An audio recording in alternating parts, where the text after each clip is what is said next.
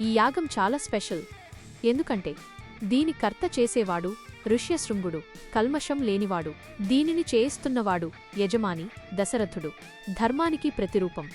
మరియు ఇందులో పోయేవాడు సాక్షాత్తు విష్ణువు. యాగం మొదలైంది. ఋష్యశృంగుడు గంభీరమైన స్వరంతో వేదమంత్రాలను పఠిస్తుంటే సరయూ నది అలలు కూడా ఆగిపోయి వింటున్నాయట. స్వాహ స్వాహ అంటూ అగ్నిహోత్రంలో పవిత్రమైన ఆవు నెయ్యిని, హవిస్సులను సమర్పిస్తున్నారు. ఆ అగ్నిజ్వాలలు ఆకాశాన్ని తాకుతున్నాయి. ఆ పొగవాసన పీల్చితే చాలు జన్మజన్మల పాపాలు పోతాయేమో అన్నంత పవిత్రంగా ఉంది ఆ వాతావరణం. 3 రోజుల పాటు నిరంతరాయంగా ఈ యాగం జరిగింది. దశరథుడు అన్నం, నీళ్లు కూడా ముట్టకుండా దీక్షలో ఉన్నాడు. పూర్ణాహుతి సమయం వచ్చింది.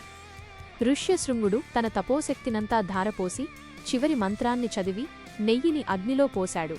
అంతే, ఒక్కసారిగా ఆ యజ్ఞగుండం నుంచి ఒక పెద్ద వెలుగు వచ్చింది.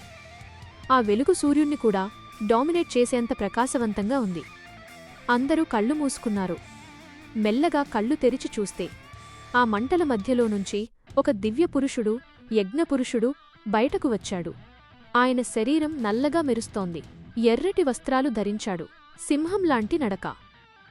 ఆయన చేతిలో ఒక బంగారు పాత్ర ఉంది. ఆ పాత్రపైన వెండిమూత ఉంది.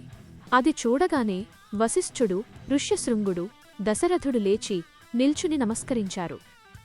ఆ యజ్ఞపురుషుడు గంభీరంగా ఇలా అన్నాడు: రాజా దశరథ, నీ భక్తికి, ఈ ఋష్యశృంగుడి నిష్టకి దేవతలు సంతోషించారు.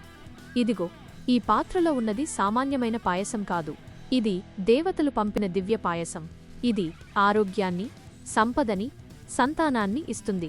దీన్ని నీ భార్యలకు పంచు, నీ కోరిక తీరుతుంది అని చెప్పి ఆ పాత్రను దశరథుడి చేతిలో పెట్టి ఆ మంటల్లోనే మాయమయ్యాడు. దశరథుడు ఆ బంగారు పాత్రను చేతుల్లోకి తీసుకున్నప్పుడు ఆయనకు తెలియదు ఫ్రెండ్స్, తను పట్టుకున్నది కేవలం పాయసం కాదు, రాబోయే రామరాజ్యానికి పునాది అని. ఆ పాత్ర బరువు పాయసానిది కాదు, అందులో ఉన్న విష్ణు తేజస్సుది. మరి ఆ పాయసాన్ని దశరథుడు తన 3 భార్యలకు, కౌసల్య, సుమిత్ర, కైకేయి ఎలా పంచాడు?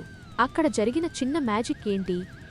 ఆ మ్యాజిక్ వల్లే లక్ష్మణుడు, శత్రుఘ్నుడు ఎలా పుట్టారు? అయోధ్యలో శ్రీరామ జననం ఎలా జరిగింది? ఆ గూస్ బంప్స్ మూమెంట్ని నెక్స్ట్ ఎపిసోడ్లో చూద్దాం. జై శ్రీరామ్. వీడియో